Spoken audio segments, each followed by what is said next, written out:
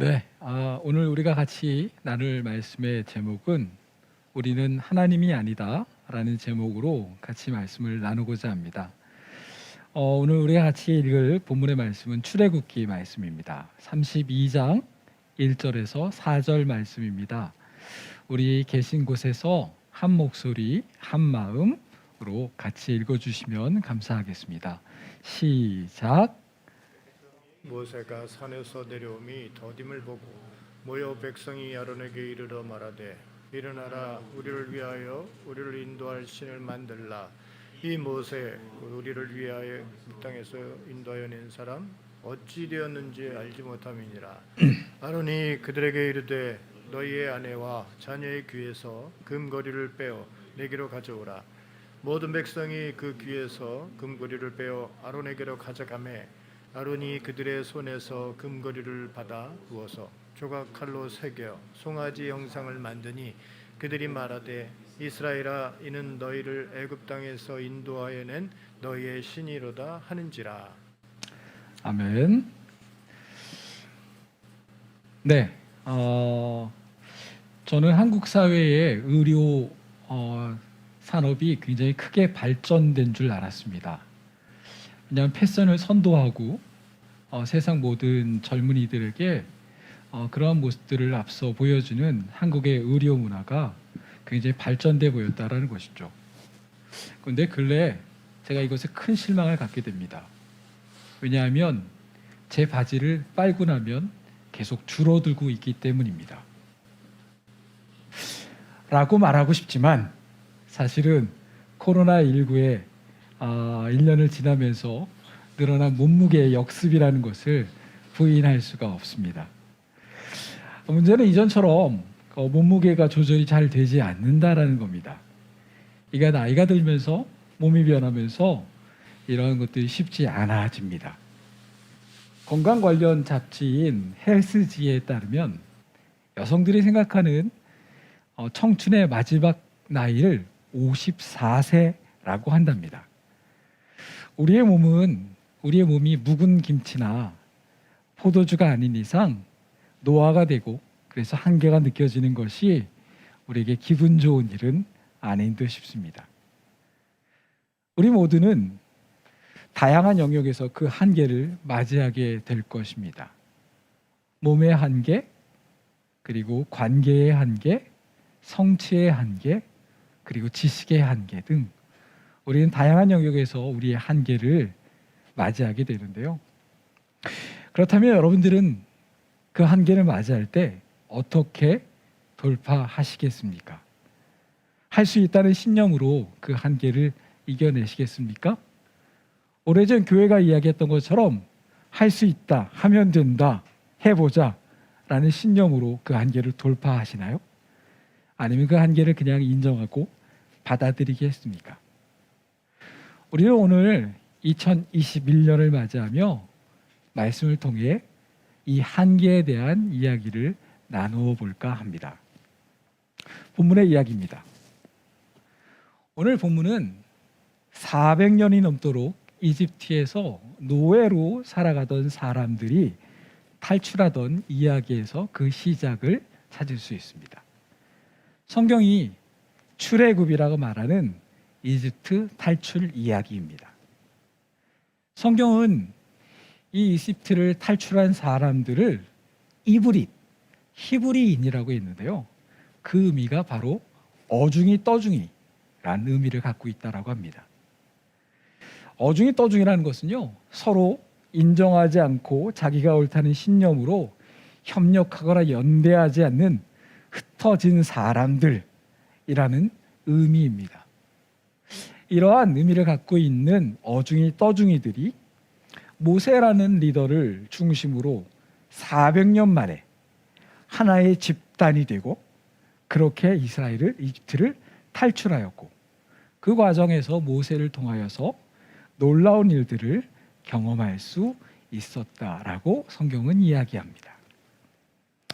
평생 노예로 살아왔던 그들에게 왕족의 신분이었던, 또한 도망자의 신분이며 자신들과 동족이라는 모세의 스토리는 그들에게 무척 매료할 만한 그러한 이야기였습니다.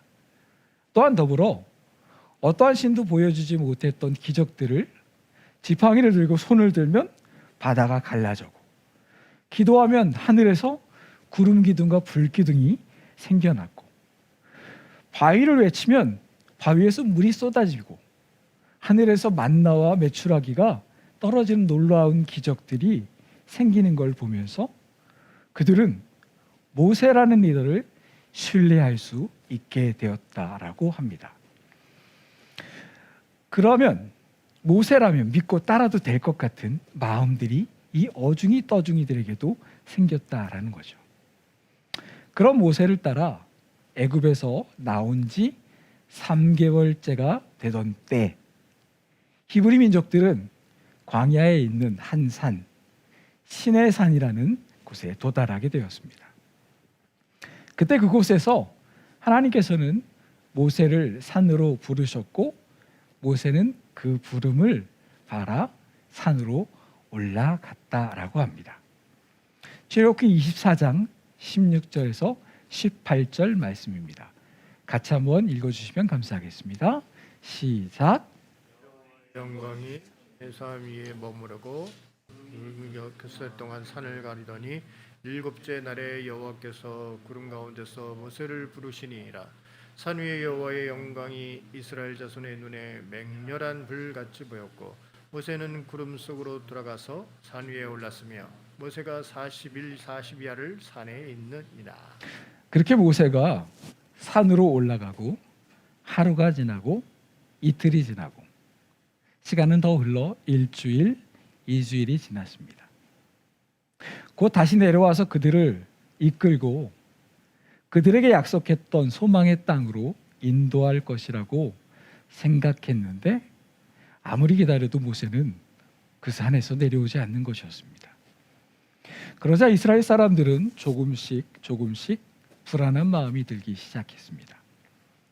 식량도 없이 그렇게 오랫동안 내려오지 않는 걸 보니 혹 짐승에게 잡혀먹은 것은 아닌지 아니면 사고를 당한 건 아닌지 그들은 불안한 마음을 감출 수 없을 때 그들은 이제 아론에게로 가서 이렇게 이야기합니다. 32장 1절입니다. 이것도 같이 읽어주시면 감사하겠습니다. 시작. 백성은 모세가 산에서 오랫동안 내려오지 않으니 아론에게로 올라와서 말하였다. 일어나서 우리를 인도할 신을 만들어 주십시오. 우리를 이집트 땅에서 올라오게 한 모세라는 사람은 어떻게 되었는지 모르겠습니다. 여러분, 인간은 태어나면서 처음 인격적으로 마주하게 되는 존재가 있는데 그 존재가 바로 부모입니다. 아기는 본능적으로 부모를 신뢰하고 그 부모를 통해 세상을 보고 세상을 경험하게 됩니다.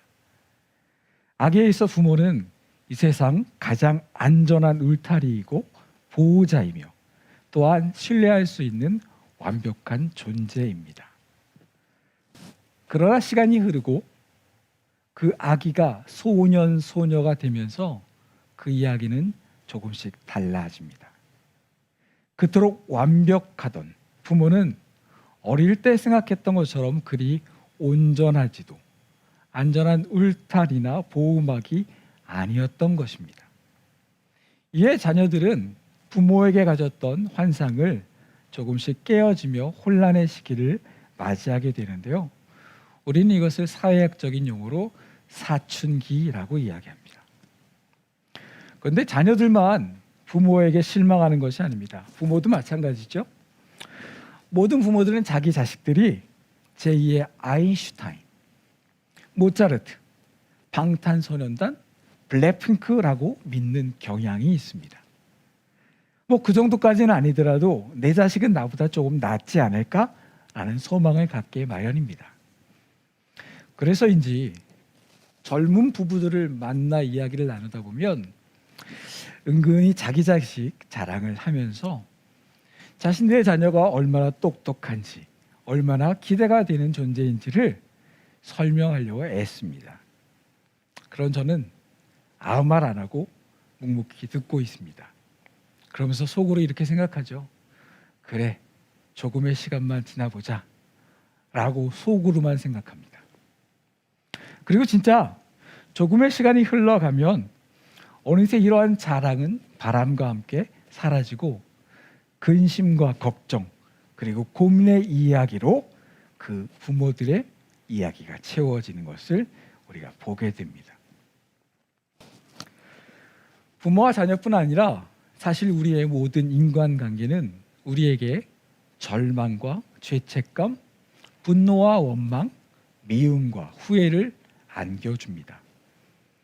도널드 맥컬로우라는 사람은 모자람의 위안이라는 책에서 이러한 감정을 이러한 단어로 표현했습니다. 환멸이라고 말입니다. 우리는 종종 교회와 몇몇 목회자들에게 이런 표현을 사용하는 것도 들어봤습니다. 저는 이제 교회에 대해 환멸을 느껴요. 목회자들 보면 환멸이 느껴져서 견딜 수가 없어요 라고 말입니다.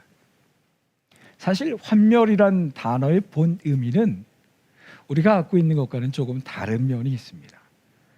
환멸, 즉 환상이 깨어진다라는 것으로 누군가 나를 지켜줄 것이란, 누군가 나에게 완벽한 사람일 것이라는 환상을 갖는 것에서부터 이 시작이 된다라고 이야기하는 거죠. 이집트에서 탈출한 히브리 민족들은 바로 이 환상을 갖고 있었습니다. 이집트에서 노예 생활을 하던 히브리 사람들은 모세를 통해 자유를 맛보았고, 모세를 통해 세상에 나올 용기를 얻었고, 모세는 그들에게 절대적인 신뢰를 받는 그들의 의존자였고 신적인 존재 그 자체였습니다. 즉 그들은 하나님이 아닌 모세를 믿는 어중이 떠중이 들였던 것입니다. 그랬던 모세가 시내산에 올라간 후 아무런 소식이 들리지 않자 그들은 조금씩 불안해진 것입니다. 절대적으로 믿고 따랐던 모세가 보이지 않자, 그간 자신을 안전하게 보호해 줄 것이라는 부모로부터 실망하자, 그간 나보다 나을 것이라고 믿었던 아이들의 실망된 모습을 보이면서 그들은 조금씩 불안해진 겁니다. 그렇게 신뢰한 모세가 그들을 지켜줄 것이란 환상이 깨어지게 되었고, 그들은 고통스러운 환멸의 순간을 맞이하게 된 것입니다. 그리고 그들은 그 현실 속에서 어쩔 수 없이 그들은 한 가지의 방식을 따릅니다. 그것은 익숙함이라는 것이었습니다. 신들의 세상인 이집트에서는 많은 신들이 있었는데요. 이 이집트에서 오랜 종사를 해왔던 이스라엘 백성들은 이집트의 많은 신들에 대해 알고 있었습니다. 그 중에서도 이스라엘 백성들은 한 신에 대한 기억을 떠올렸습니다. 그 신은 힘과 풍요의 신, 모든 것들을 안전하게 그들을 보호할 수 있을 것 같은 강렬한 한 신, 그 신의 이름은 아피스라는 신이었습니다. 그 신은 송아지의 모습을 띠고 있었고요. 광화 한복판에 있었던 히브리인들은 두려움과 공포 속에서 모세를 대체할 또 다른 환상을 찾아 나섰고, 그 대체물로 아피스라는 송아지 우상을 선택한 것입니다. 이러한 두려움은 광야에서뿐만 아니라 이들이 가나안에 정착한 후에도 계속되었는데요. 우리가 성경을 통해서 익숙히 알고 있는 이스라엘을 괴롭혔던 한 우상이 있습니다. 그 우상의 이름을 우리는 이렇게 이야기합니다. 바알이라고요. 이 바알 역시 소의 모습을 한 신이었습니다. 광야에, 이스라엘에, 그러한 곳에서 살았던 사람들에게 소는 대단한 힘이었고 권력이었고 부이었습니다. 그들이 가지고 있는 것, 그들이 누리고 있는 풍요가 그들의 신이 되고 그들을 지켜줄 것이라 그들은 믿고 있었다라는 겁니다. 사람들은 공포스러운 현실이나 상상에서 자신을 보호해줄 조심스러운 환상을 쌓아갑니다. 그 환상은 자신이 느끼는 공포를 해결해 줄 만한 그 희망을 다른 사람이나 다른 것들에 전이하는 것입니다. 안전을 보장받고 공포를 초월하기 위해서 부모나 연인, 정치 지도자나 목사, 유명인들을 바라보는 것입니다. 그것은 사람뿐 아니라 돈이 자신을 지켜줄 것이라고, 바라는 대학이, 그리고 소망했던 시험이 자기를 지켜줄 것이라고 믿는 것, 이것이 그들이 갖고 있었던 환상이었던 것입니다. 히브리인들은 모세를 대신해 자신들의 불안감을 해소하기 위한 존재가 필요했습니다. 출애굽기 20장 2절에서 4절 말씀입니다. 같이 한번 읽어주시면 감사하겠습니다. 시작.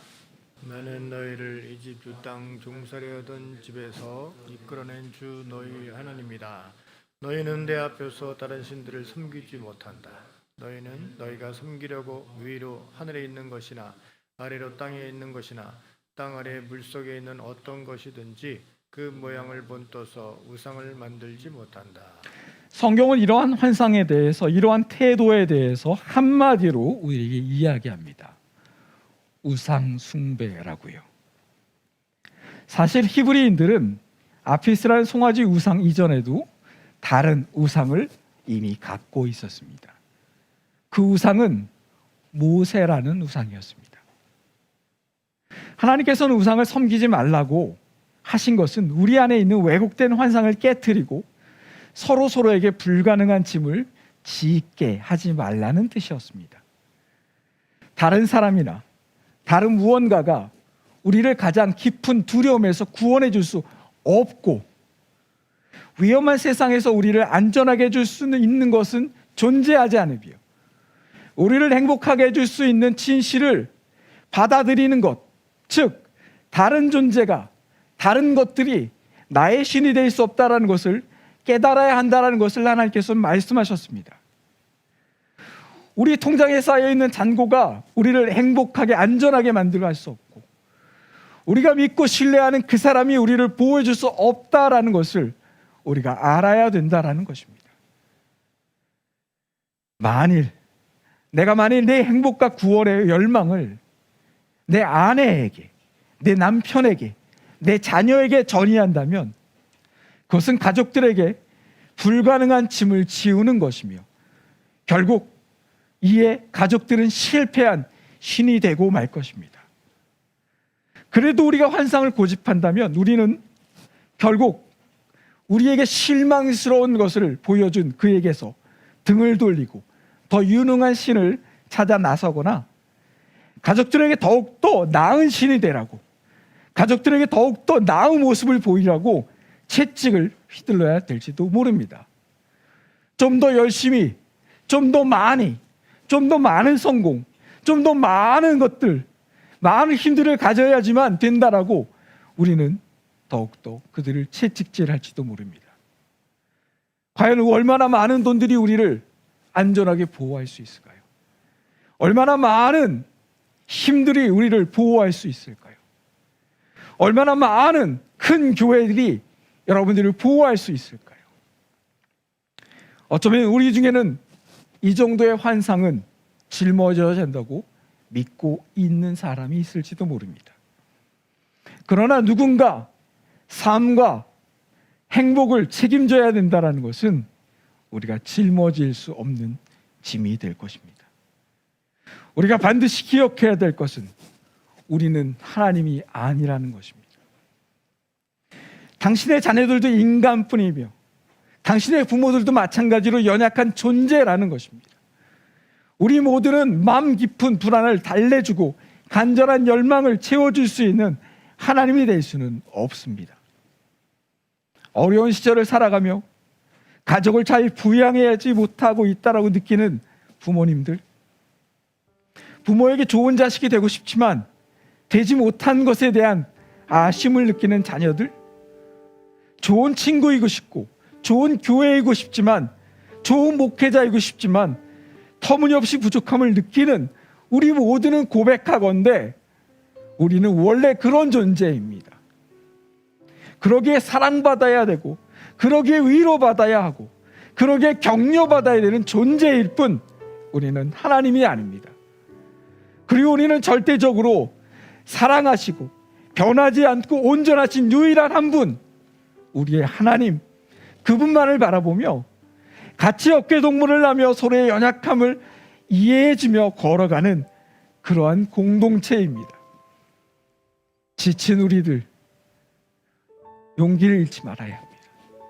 우리는 하나님이 아닙니다. 그러나 하나님이 아닌 우리들이 서로의 연약함을 인정하고 그분 앞에 예배하고 나아갈 때 우리의 두 손에 가진 것이 없고 우리 통장의 잔고에 비어 있고 우리의 아무 힘이 없더라도 우리는 우리를 지켜주시는 그 하나님으로 말미암아 이 한 해도 살아갈 힘을 얻을 수 있을 것입니다. 2020년을 지나고 21년입니다. 아무것도 변하지 않은 현실, 오히려 더 암담해져가는 우리의 모습들. 그러나 소망을 잃지 마십시오. 우리에게는 하나님이 계십니다. 그 하나님이 우리의 하나님이시고 우리를 이끌어 가실 겁니다. 같이 함께 기도하겠습니다.